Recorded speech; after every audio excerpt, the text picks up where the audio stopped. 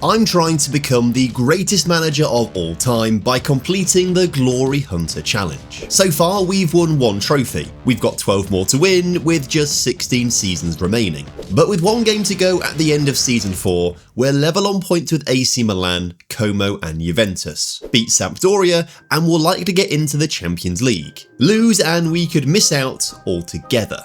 Young winner Gifuni poked a ball through to Soam, who finished low past the keeper. Pinamonti then extended our lead before the break, keeping us in 4th position. And the game was wrapped up when Sampdoria gave away a penalty 2 minutes into the second half that Pinamonti scored. So we secure 4th place, the highest Sassuolo have ever finished in Serie A, qualifying for the Champions League, which I'm actually annoyed about. We aren't good enough to win the Champions League. But if we'd managed to drop into 5th place and go into the Europa League instead, I would have backed us to win the whole thing. But we do get a lot of money from the Champions League, so we should have a small fortune to spend this summer. Unfortunately, we haven't been given that Champions League money yet, so we only have 8 million to spend. Obviously, we had to sell pretty much all our fringe players to fund new additions. So we added 10 players, all from the bargain bucket, as none of them cost more than £5 million. I have high hopes for Kasper Urbanski, a midfielder by trade, but I reckon he could work really well on the right wing. Whilst he got up to speed, it was Giovanni Gifuni who was leading the team. The 19-year-old scored the winner in a 3-2 win against Atalanta on the opening day of the season. He's not just the best player in the squad, he's the soul of the team. Urbanski was racking up assists, threading passes that no one else could, unlocking goals all over the pitch. In previous seasons, only a handful of players could get a goal, but with Urbanski, everyone was chipping in. At Christmas, we're 6th in the table. Ordinarily, I'd be happy, but in this situation, it's terrible. We have 20 seasons to win 13 trophies, but we're now in Season 5 and we've only won 1. We can't mess around at Sassuolo forever. We need to win something, and fast. But it certainly won't be the Champions League, as we played terribly. Admittedly, we did have a tough draw, but we only managed to win 2 games, losing the other 6 to teams like Galatasaray and Dinamo Zagreb. As a result, we don't even make the knockouts. Embarrassing. But we might have a shot at winning the cup. Goals from Gifuni meant we beat Sampdoria in the 3rd round and Monza in the quarterfinals, setting up a date with Udinese in the semis. Right wing back Palestra opened up the scoring with a fierce effort, before left wing back Angori was recklessly tripped up in the area. Pinamonti scored the penalty to win the first leg. And a 1-1 draw away from home, where Gifuni assisted Pinamonti for our goal, sees us head back to the final where we lost 2 seasons ago. But the cup might not be the only trophy we're going to win this campaign. Because since January, Gifuni has been dragging us up the table. The now 20-year-old academy graduate has always dreamed of taking his hometown to their first ever league title. When I gave up hope at Christmas, Gifuni doubled down. Where I saw a dead season, he saw destiny. When he wasn't scoring, he was assisting, setting up Urbanski as we beat Verona, and assisting Fratesi in a 4-0 win over Sampdoria. Now with 2 games to go, we're 2 points behind Juventus, who hold the fate of Glory Hunter in their hands. First, it's the cup final, then the league. Lose both, and this challenge could be over. So we needed a strong start in the final, but the demons of 2 years ago got the better of us. A set piece caught us cold, and we're 1-0 down in the 26th minute. But obviously, Gifuni was not going to let history repeat itself. He played a wonderfully weighted pass through to Pinamonti, who slotted his effort past the keeper. And it's not just passing with his feet. His flick on from a throw-in found the big man, who gave us the lead on the stroke of half-time. He then almost earned us a free shot on goal 10 minutes into the second half. Gifuni was brought down on the edge of the area, and I was certain it was a penalty, only for the VAR to wave it away. But when Angori went down in the same place 20 minutes later, this time VAR did award a penalty and a red card for the Juventus defender. But Pinamonti could not score. Now the pressure was on, as 10-man Juventus had nothing to lose, and impossibly they seemed to play better, but they couldn't get past Tangvik in goal. Thanks to superb play at both ends of the pitch, we win 2-1 and claim the Coppa Italia trophy, adding it to the cabinet. Now we just need to beat Juventus all over again.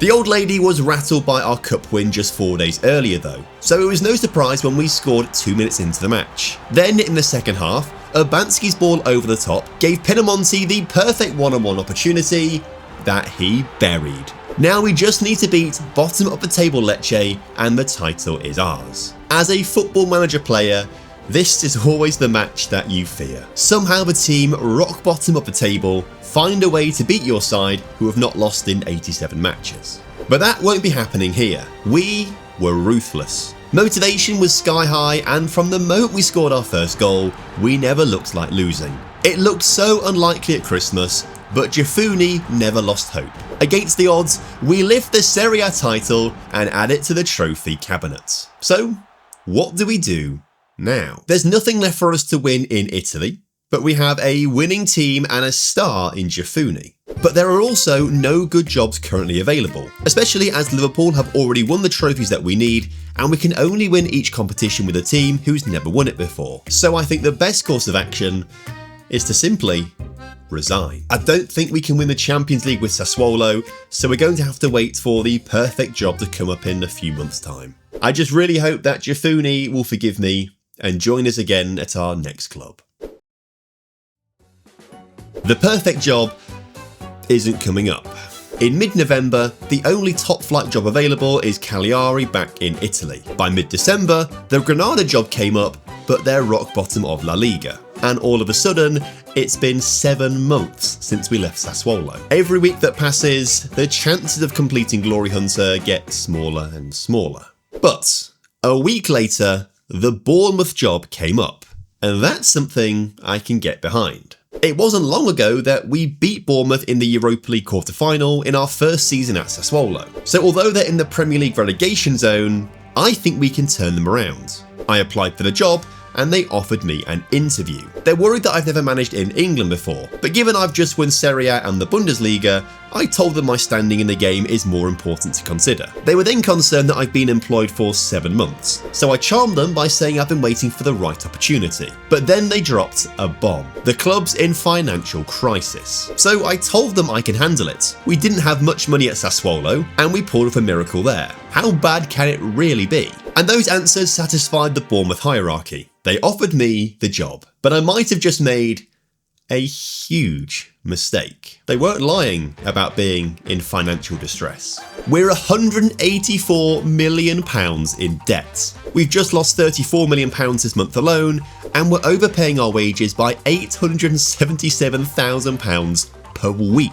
I think this job might have just killed the Glory Hunter challenge. The squad is actually pretty good and shouldn't be in the relegation zone. Eli Junior Krupi is an elite striker with some insane physical attributes. Kasper Bugard is a terrific playmaker and can pull the strings in the midfield. And Andre Lunin between the sticks should be keeping more than 2 clean sheets in 17 games. So I am really confident that we can keep this team in the Premier League. They're just too good to go down. The players proved that in my first 3 games in charge. We beat relegation rivals Bristol City 2-0, and then we beat mid-table Leicester City 2-1 away from home. We did lose to Brighton, who are chasing the European spots, but the game was incredibly close. So I am starting to feel more justified in taking this job. However, given the financial situation, we're going to have to accept any offers that come in January. And if that means we're losing our stars, then we might be in trouble. So whilst the board stepped in with a massive £700,000 cash injection, I went about selling the club's worst players and worst financial mistakes. Off goes Bashir Humphreys to Brighton. He was signed for £20 million 2 years ago and has played just twice. We were also about to get rid of Sinistera's £200,000 per week contract, but the board blocked the deal because they wanted an extra £4 million on the transfer fee. Luckily, I talked sense into them by saying he wasn't going to play for me, and they stood down. We also had to sell some starters. Barcelona came in for our left back, offering us 30 million, and I couldn't say no. But worst of all, I can't even spend the money that we're making. I can only spend 35% of what we bring in on transfer fees. So I can't even reinvest the money back into the squad. I'm already thinking about how to move on to the next club quickly. Escaping the relegation battle wasn't hard. Like we said, we've inherited a team that was way out of position, so we very quickly got back to winning ways. Although I am embarrassed that we lost to Peterborough United in the 5th round of the FA Cup. Despite that blip, we end the season in 11th place. But next season, there is no guarantee of success. We're still £120 million in the red, so we have no choice but to sell our best players. I didn't come to Bournemouth to tread water, and I certainly didn't come here to sell our best players and pray for a mid-table finish. So unless something changes fast, I'm walking. There's still 10 trophies to win, and we're running out of time. Despite being in the red, the board are letting me spend 43 million.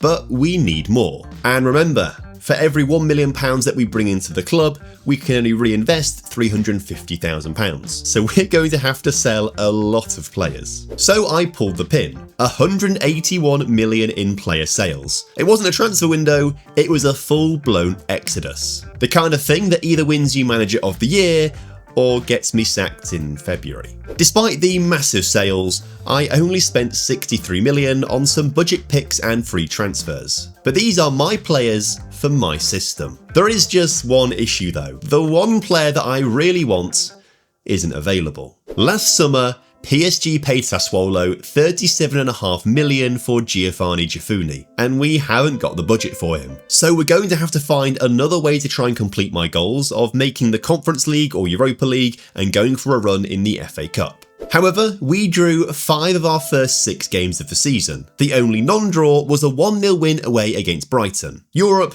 wasn't looking particularly likely. That was until Eli Junior Krupi came back from an injury that he picked up in pre-season and decided he was the greatest Premier League striker of all time. His goals helped us win some massive games, allowing us to climb up the table and be in European contention. But this presents a massive problem. His goals have captured the attention of PSG, Inter Milan and Arsenal. But thanks to his £69 million release fee clause, they currently can't afford him. If we lose him, we lose our shot at European football.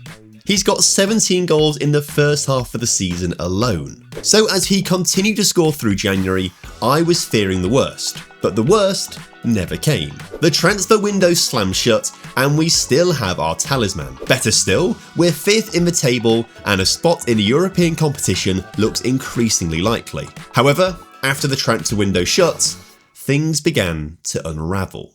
We lost to Everton and Southampton, drew with Burnley and Wolves before being thrashed 4-2 by Chelsea and getting knocked out of the FA Cup by Newcastle. The energy was gone, the ideas were stale. I felt powerless, like we used up all our good fortune to just survive the transfer window and keep Krupi at the club. However, despite dropping to 7th, with 5 games to go, the gap to 8th place is 7 points. Surely we can't mess up that badly. Well, we drew 2-2 with Aston Villa and 3-3 with West Ham, both times relying on late goals to secure the draw. Crystal Palace beat us 3-0, Arsenal beat us 1-0, but thankfully the Football Manager gods looked down on us favourably, as we beat Hull City 4-1. So we just secure 7th place by 2 points ahead of Aston Villa, meaning we qualify for next season's Europa League. Ordinarily, being the English side in Europe usually means you're one of the favourites to win the entire competition. But we've only won 3 of our last 13 games. The only reason we're here is because Eli Junior Krupi went crazy between October and January. This summer, I am certain someone is going to trigger his release fee clause and he'll be gone. If we don't nail this transfer window, all the progress we've made is lost. Thankfully, we're back on sound financial footing. Last season's exodus got us back in the black, and we can start to spend a little more, including the £48 million the board gave us, although they did reject my request to spend more than 35% of what we make from player sales. So we only get to spend around 25 million of the 69 million that we sold Eli Junior Krupi for when his release fee clause was triggered. But I have high hopes for his replacement, K Fioro, who we paid Club Brugge £35 million for. He's got 15 finishing, 18 composure and 15 pace. He looks lethal. We actually made £147 million from player sales, and after adjusting our wage budget down slightly, we spent £102 million on 7 new players who will significantly strengthen the team, especially left winger Barry Ray. He looks very physical, which is exactly what we need, but just look at that moustache. It belongs in a Europa League final. However, Our Europa League campaign started off with a disaster, as we lost 3-1 away at Girona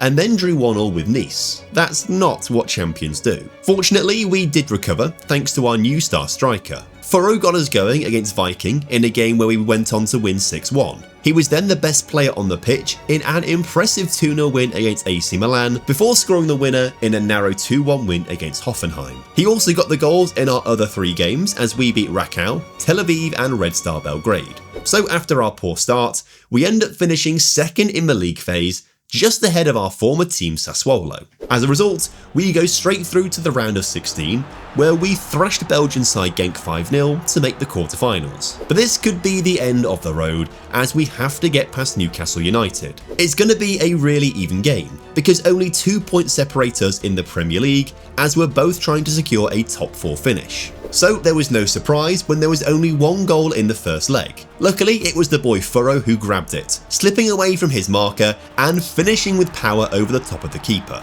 Then in the second leg, he turned into the provider, feeding Elliot Anderson, who smashed through a tight crowd to win 2-0 on aggregate. But we're certainly on the tough side of the draw. If we can beat Atletico, we have to be the favourite in the final. In Madrid, we held them to a goalless draw, so we knew we had the upper hand when they came to our place. 15 minutes in, Barry Ray played a pass almost as perfect as his moustache through to Furrow, who scored the all-important goal, giving us the lead. But to make sure we won, Bugard's ball over the top was met by the head of Furrow, whose looping header went over the keeper, sending us to the final. We're now 90 minutes away from our 4th trophy, and the biggest one yet. But we're going to have to wait until the next episode to find out if we can do it. Win and we're well on our way to completing Glory Hunter. Lose, and that's going to have severe implications on our ability to complete the challenge within the 20 season time limit.